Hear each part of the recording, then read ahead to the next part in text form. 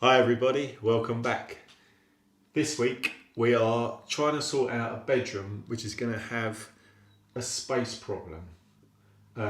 Currently there's a normal size double bed, but they want to get a king size bed in here, and so that there's some floor space left, because it's not the biggest room, we're going to make some adaptations to the room. Also new flooring, because this floor is sort of had it, you can see there it's starting to pull away, and we're going to redecorate the walls, new wallpaper, just make it look like a whole new room really. So currently there's a dressing table here in the corner, but I think the bed is going to sort of take up a load of this space. So the plan, which is going to sound strange at first, is to build an alcove in this wall, so make an opening, and then put the dressing table into the alcove with a light above, so that it's like flush or recessed back from the wall, so it doesn't take any floor space up. The reason we can do this is because there's another adjoining room which I'm going to show you now, and that's got a massive wardrobe which isn't used. Well, I say a wardrobe, it's like a sort of closet in the wall. Let me show you. So this is the adjoining room, and this quite large closet cupboard backs on, so that's a stud wall going to that bedroom. So the idea is to take that wall down, move it back as far as we need, so that there's adequate for the dressing table, etc. And then this side will just have some shelves or something, a smaller storage area. We're going to cut an opening. Going to leave some wall at the top. We're not going all the way up to make like a full room. Well, I don't think so. At the moment, I'm going to leave a bit at the top, in case they want to put a shelf in there for some storage or something.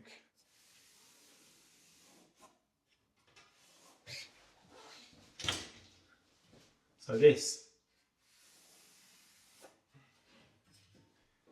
is going to be our opening. And then they want an area for shelves. Lynn, who is probably this tall, sorry Lynn, so I'm reckoning 1.9 somewhere there, and then we'll have an area above for shelving or something. Right, marked it out. Excuse these lines. My small levels indoors, and it kept moving as I was marking, so I've got the line anyway. So that is going to be the size of the opening, which I think you can see is quite decent, and then hopefully we're going to put that dressing table recessed right back in with a stool or a chair. Actually, before we start cutting, I need to remove all of this.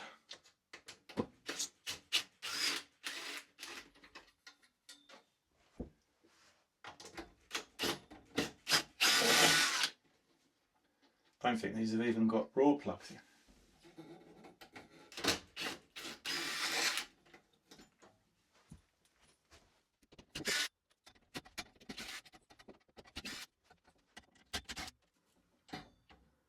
Keep all these bits because we'll switch it all around and use them in the other room when it comes this way. Maybe have to hang something high up.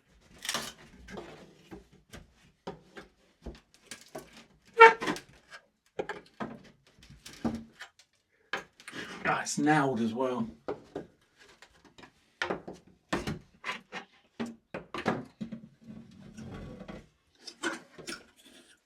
Lovely job. Rip this carpet up. It's going to have new flooring in that room, which is obviously going to come into here when this wall's gone. So this can go. Flooring's up, just getting these boards off.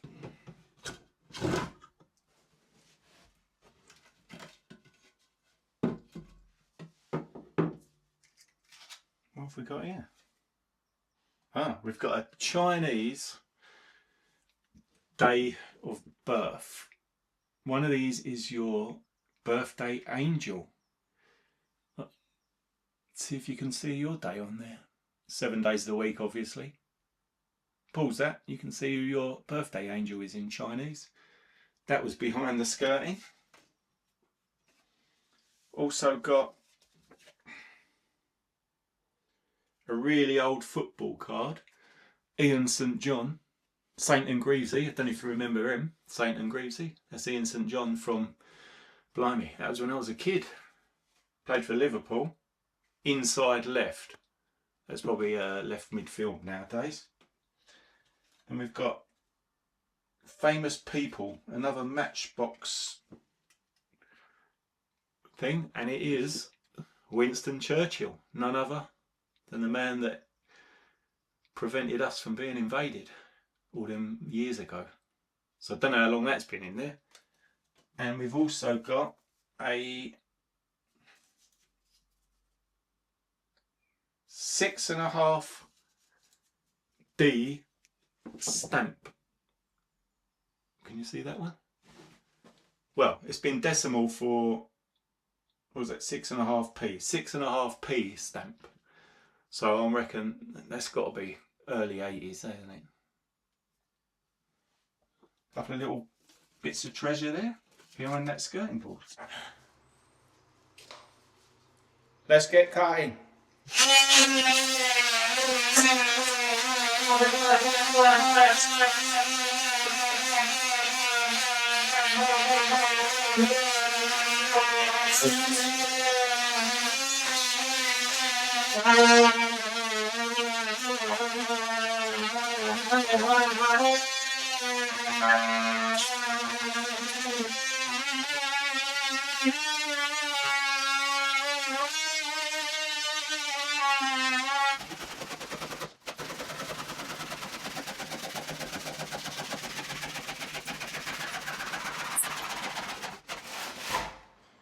Now I know what they feel like in the lumberjack competition.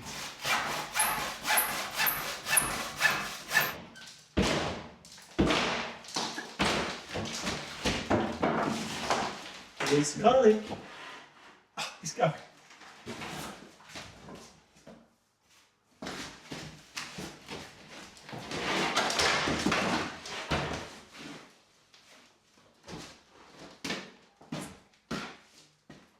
Look at that construction.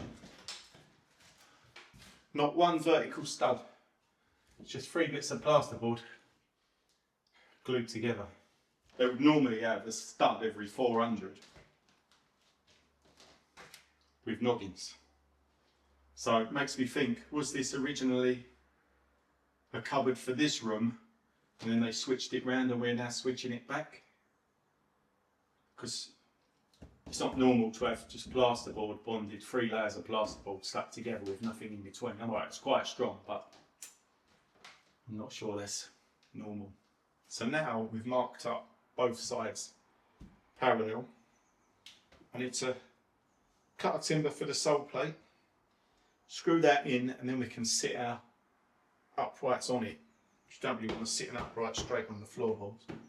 So cut that, cut a header, fix those two, and then we can fit our uprights, and then we can fit our noggins.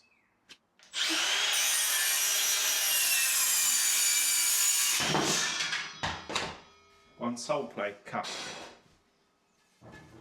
Let's check that we're in. A nice little square.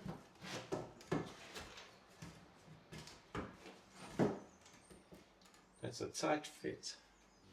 Right, we're going to whack a few screws in there. Where the joist is. You can see the joist because there's fixings there.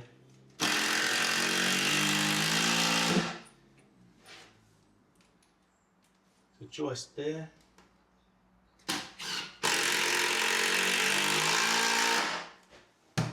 Our first timber in. Now we can build off that.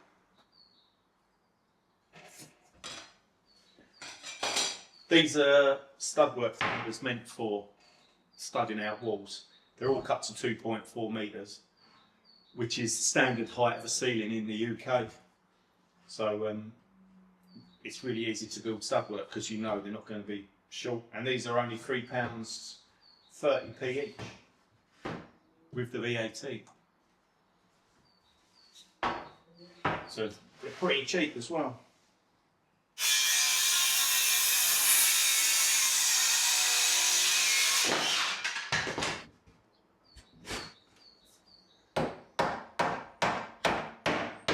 Here we go, perfect.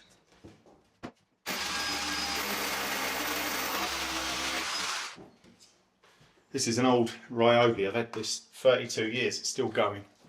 If you're going to buy a drill for drilling into walls, you're better off with an SDS drill fitting, which is the one where you just pull the chuck back and you can take the drill bit in and that.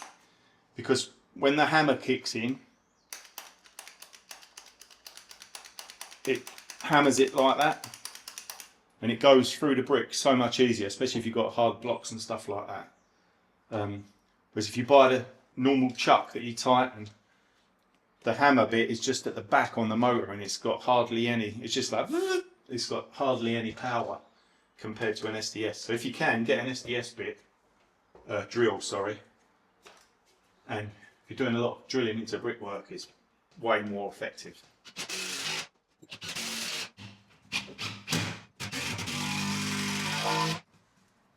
Yeah, lovely. Hey, solid. As you know, they ain't going to be going nowhere.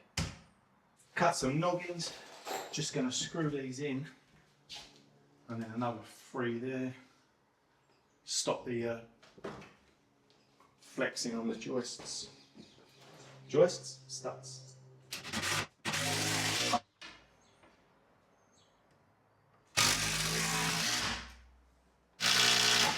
I've had to cut the board into 2 because it wouldn't go in one whole unit. You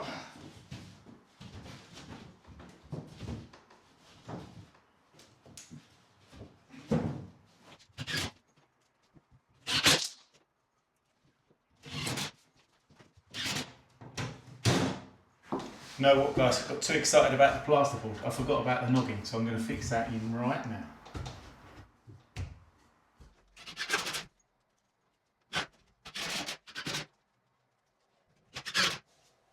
So after about 10 minutes of effort, because it was buried, managed to get this section of skirting off.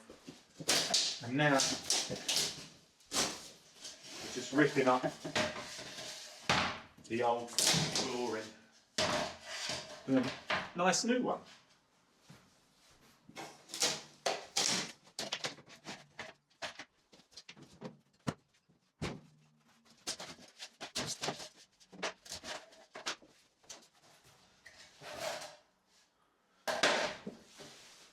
What we're going to do with the new floor, taking the skirtings off, because the new floor, whereas this, as you can see there, it's got beading around the edge, which is sort of not brilliant, but that's how they recommend you do it.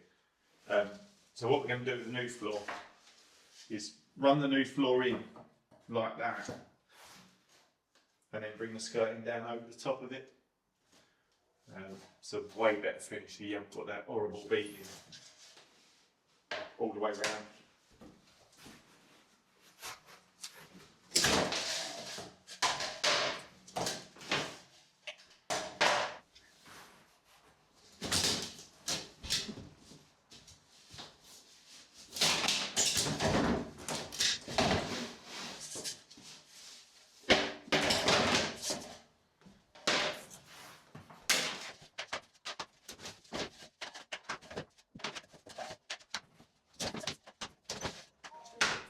So I'm just pulling up the underlay.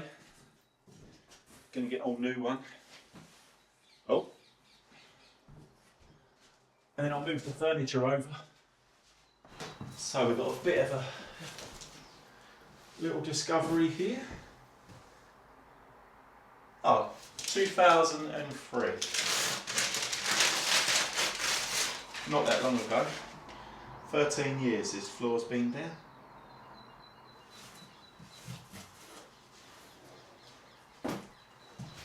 long enough, so it's time for a fresh one. In 2003, you can do a cruise in Provence, 6 days, £399. Pushing on, getting the flooring up. There's no room anywhere in the house to store these items, so I'm just going to move them across in a sec, and then strip this bit of the floor. Comes out really easily. This is like a sort of card underlay. You can just snap it. It's not the best. The new one's like a nice foam, makes it really warm and soft.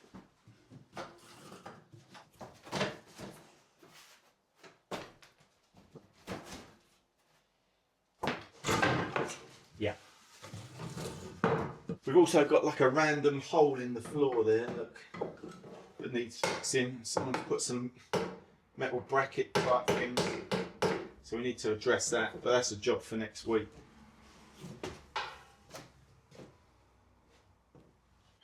Right, all the scones are off. Now we need to knock up some bonding to fill these gaps, but first I've got a lovely cup of tea.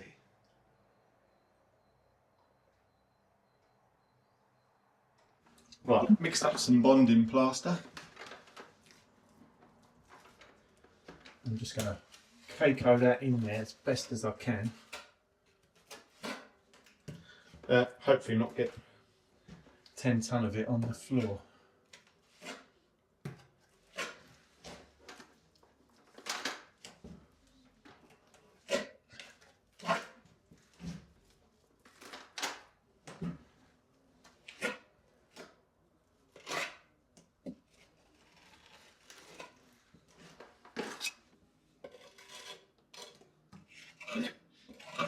What we're going to have to do is try and blend that across there because this wall's slightly out. Sling it in.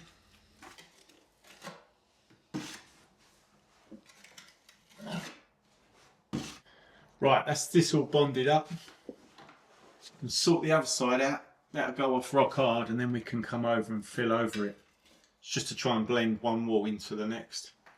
So on this joint, although we haven't used the tapered plasterboard, I think we still need scrim tape on there, just so that it doesn't crack it. Because all these walls are just plasterboard walls. Same trick as normal on the bottom. Come down, come in like that, pull it, nice one.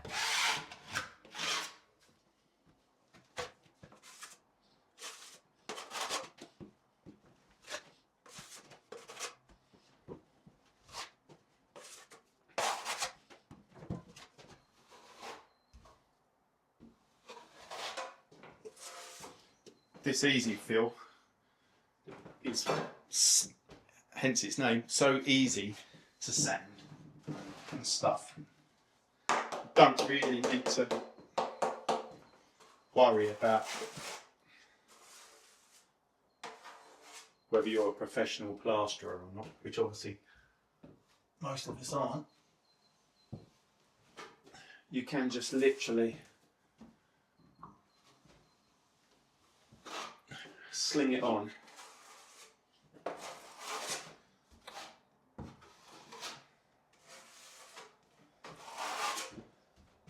As long as you don't put it on too thin. If you put it on too thin, you can't sand it flat because you'll be hitting the boards, if you know what I mean.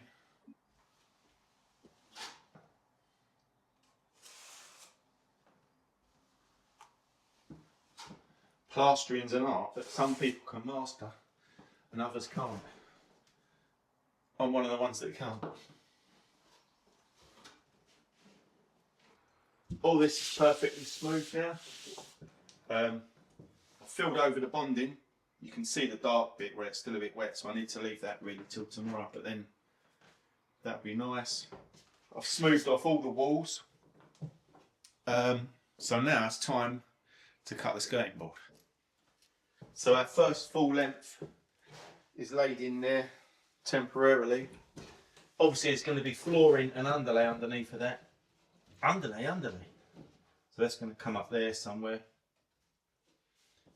Just probably need to just fill that very bottom edge. So next bit of skirting, I've got a little off cut off of that up there, just so you can see how far past it needs to go. So I can come on there, go like that, and I can straight away see 525. And it's 525 to our furthest point, so it'll be like that, if you get what I mean, the end of this cut. Come in there like that, and then imagine this is the end of the next one. It's not cut square, but then the next joint is just going to sit in there, something like that. Not going to fix these obviously until I put the floor down, because imagine that's your flooring. You're going to run your floor like that and then sit that on top, so you haven't got to cut in everywhere. I've cut it, hopefully we're going to fit, well, slightly high on the end there, so that bit of beading is going to need to be cut. Other than that, I think it's going to fit perfect, because if it's against the wall that end, that's what we got there, which is a good fit. Right everybody, day 3. Didn't come here yesterday. Plasterer came, skimmed over that Artex ceiling, so that it's going to need 4 or 5 days to dry out before it's painted, otherwise it's just going to destroy the paint. In the meantime, I'm just cutting in all around the edges. I've done loads of filling and rubbing down. Going to give it a coat, and then you can sort of see any areas that need filling or addressing. So I'm just not really cutting in, because they're going to do like a colour wash, which is sort of same colour ceiling, coving and walls.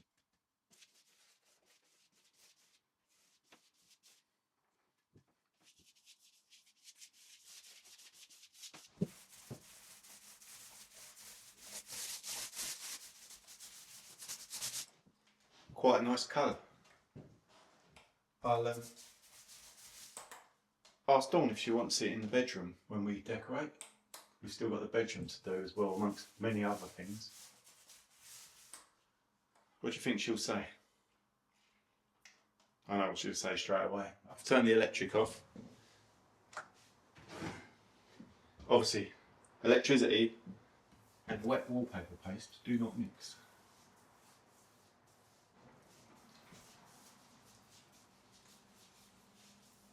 So, same as before, whack this on, size up the walls, let this soak in, so when you put the actual wallpaper paste on,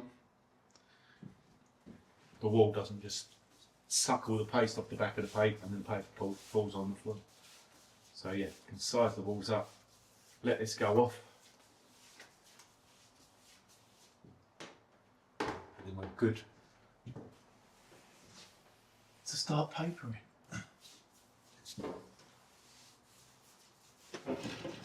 Back the next day. As I said before, we're level sitting on that wall there. So we're going to come off that wall, work towards the corner with the wallpaper. And that'll be another job ticked off. When you're pushing the bubbles out, sort of work away, don't push them in or whatever. So see like that there, we're already tight on that wall, so I need to work away from there. Otherwise you'll end up with a crease right on this corner.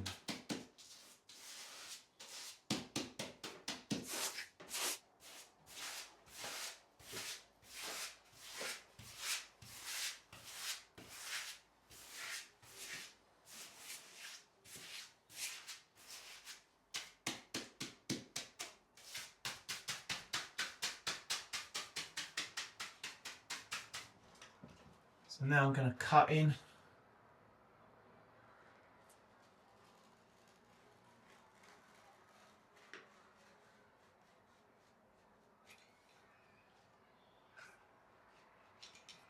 You get a nice even straight cut.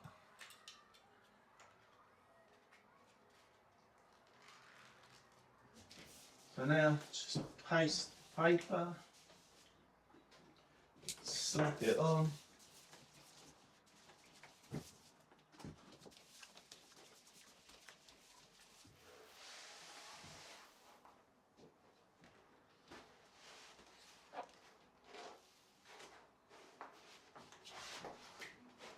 Fold it over.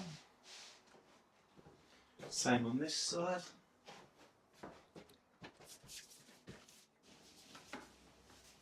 Right, just need to leave that 6 to 8 minutes, so let's say 8 minutes. It's 11:03. So, what are we going to do for 8 minutes? Got any good stories or anything? What have you been up to the weekend? We've had our 8 minutes. Folded it and folded it. Now we can lift the whole thing in one easy go.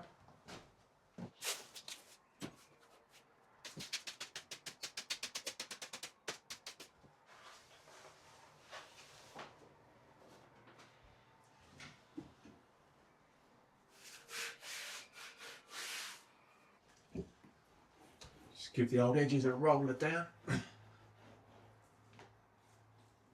Make sure they're properly stuck.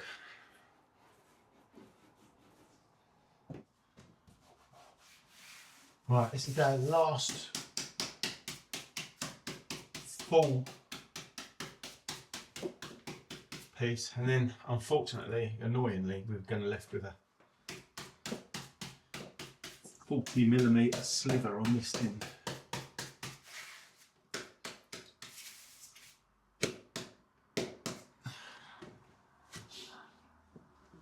Got a wet cloth.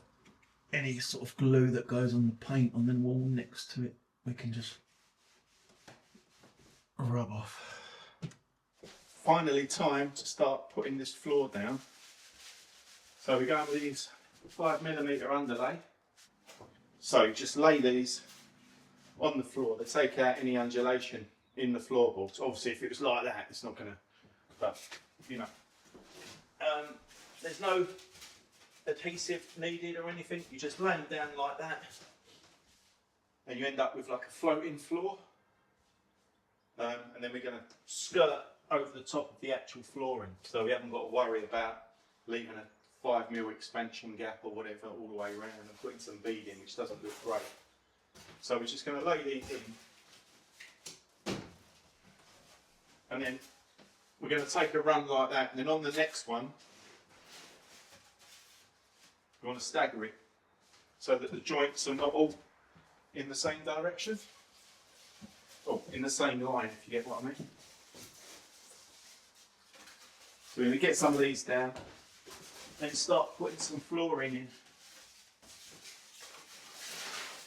and they just lay like that.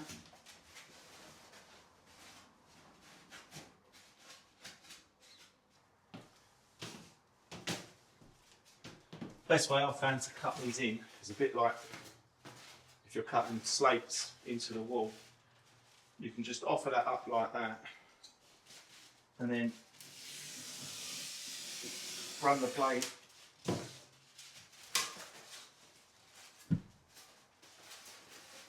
put the full one back in there, and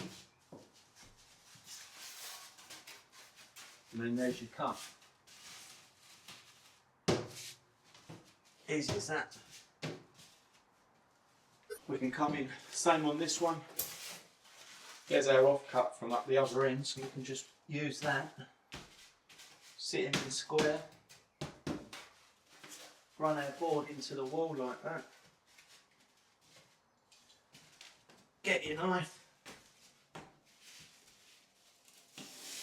Oh, try not to cut through that one.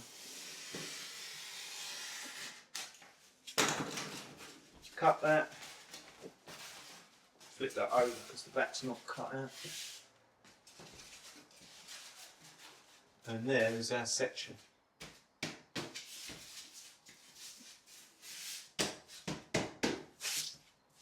Same with these pipes. You can just cut out a section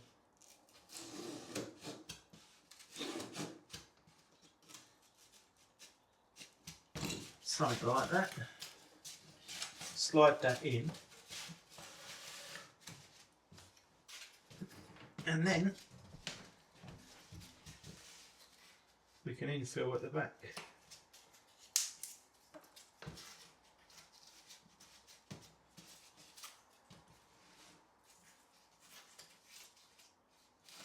Just need to tad off it.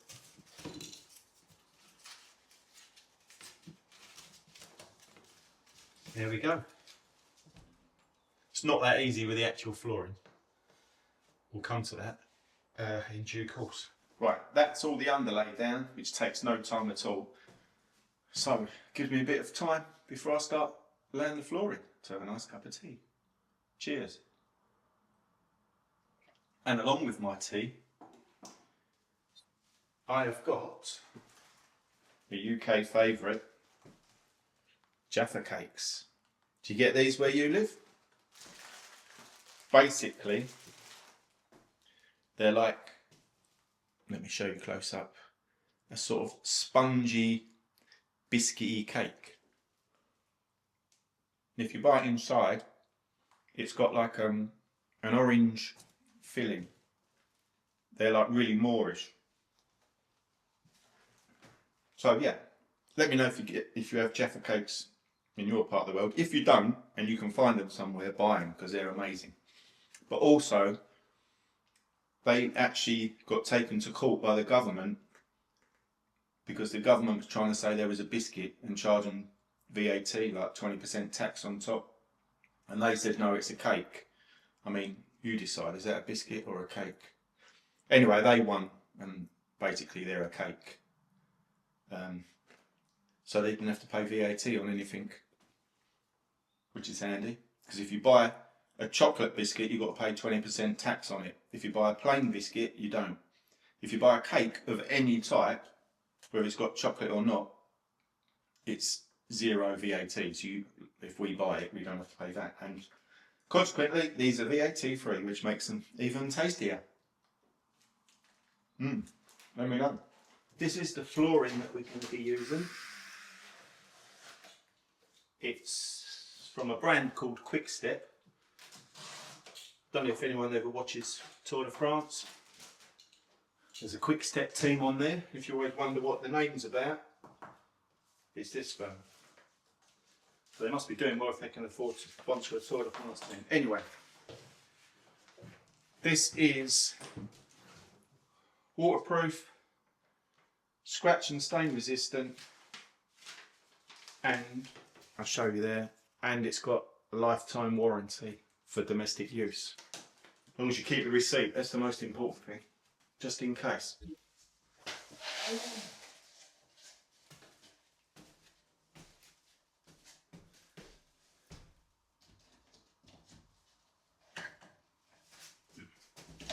Helps you put it in the right way, it's a good start. Thought it looked a bit weird. So yeah, we can just come in like that, lock it in.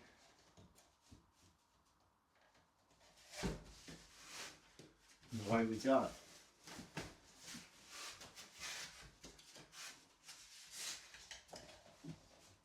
He says, as it doesn't lock in. That's better.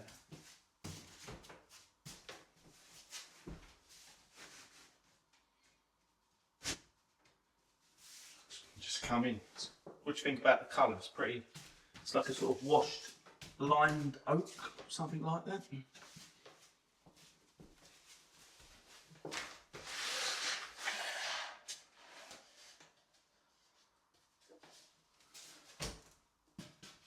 Right, third ball to come, and that's up. Now you may notice that I pushed it up tight, but I'm drawing a line at the end of the board, not where it locks in, so we'll have like a 10mm gap. Mark him up, and that's what we need to cut off.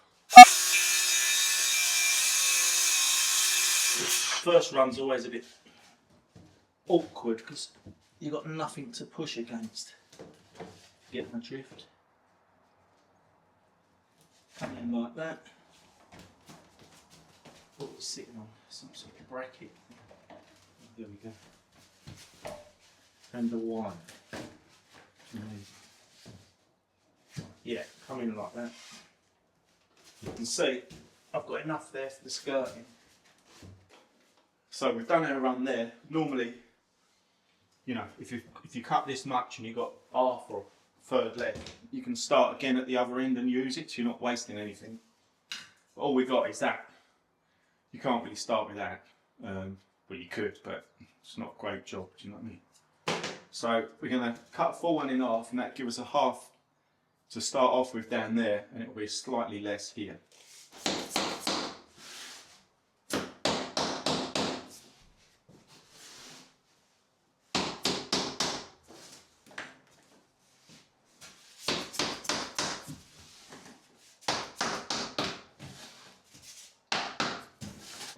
Right, before I carry on, I need to address something. I got an email. And one of our subscribers is a cheater. Yes, it's you, William. Are you watching this video without Patty? Secretly watching a bit of it on your phone before she comes in and then pretending that you haven't seen any of it? But she told me you always slip up and tell her what's going to happen next, or I'll watch this bit coming up and stuff like that. So you get caught out every time. Anyway, wait for Patty next time. That's you, William. You know who you are. Anyway, I hope you both like the videos anyway. Just pleased that you're both watching. Thanks for emailing me. Email's in the description, everyone. Yeah, let's get on with this. And hopefully, William's learnt his lesson. Basically, as you can see, we're hitting the pipe. So, we need to notch it. So from there to there, say. On this one, it's fine because it's only the tongue that's hitting. But obviously on the next one, I'm going to have to cut around it with a jigsaw. So I've notched out, let's see if it goes in now.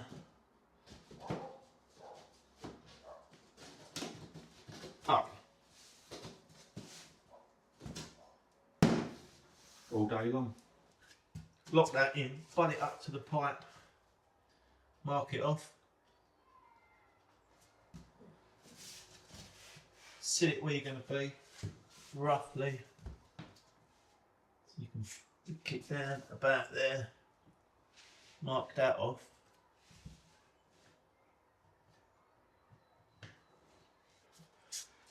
Cut that with a jigsaw, which is in the van. We'll go and get that now, and then fingers crossed, it's going to fit first time.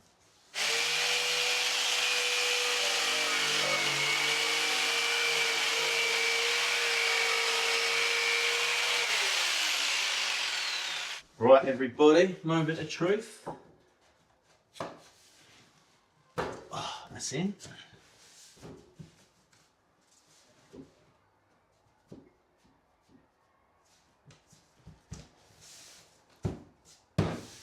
Last piece of flooring. We can get it in.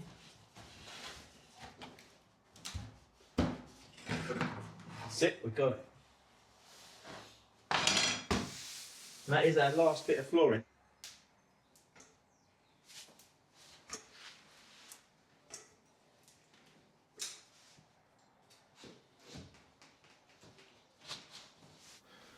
So where this unfinished edge is,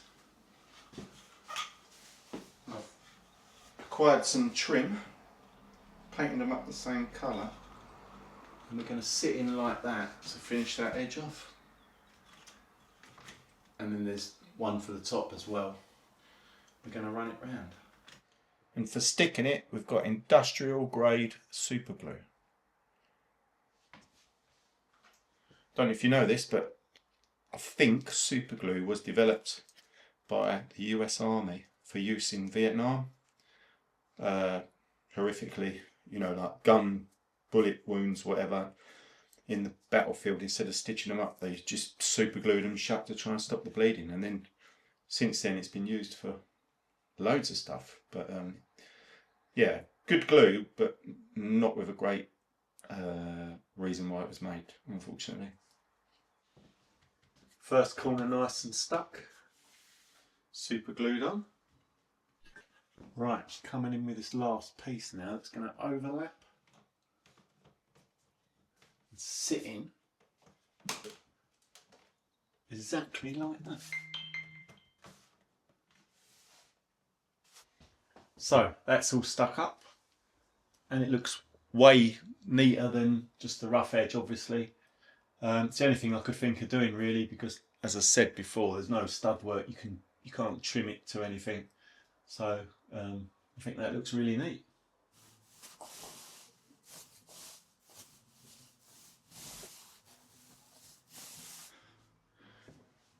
First coat done. Let that go off and we'll do the next coat. Hopefully that won't be so patchy. Obviously it's where it's getting absorbed in. While we're waiting for the ceiling to dry, I need to install two little downlighters, and they're going up here behind the wall so that when you're at the dressing table you've got some decent light. So I need to divide that up so they're equal and then start drilling some holes. But before I drill, I need to take measurements to make sure there's not a joist above there or something like that, because obviously, you know, plasterboard's only that thick. If you're drilling the joists there, then you've got to repair the hole and move it and all sorts. So we need to check that first.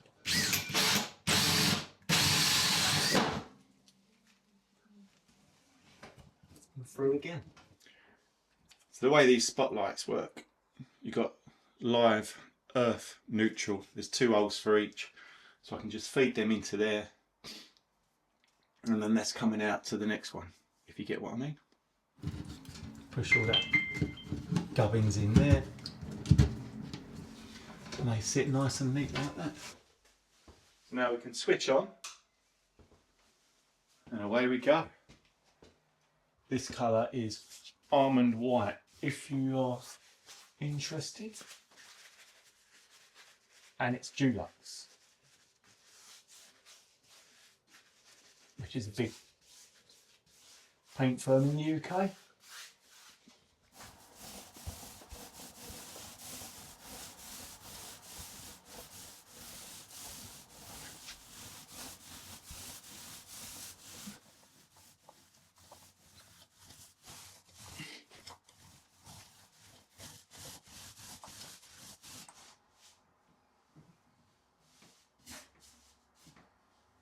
There we go. Right everyone, that's it for this week. Let's check out what we've done. So everything's decorated, colour washed the walls, so the ceiling, all the architrave coving is all the same colour. We've got some nice wallpaper to go with their style. But the most important thing, obviously this bed's getting changed for like a way bigger bed, is the alcove.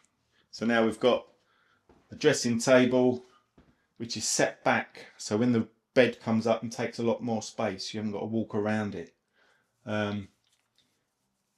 So yeah, let me know what you think. If you like the video, please give us a like and a thumbs up, and I'll see you in the next one.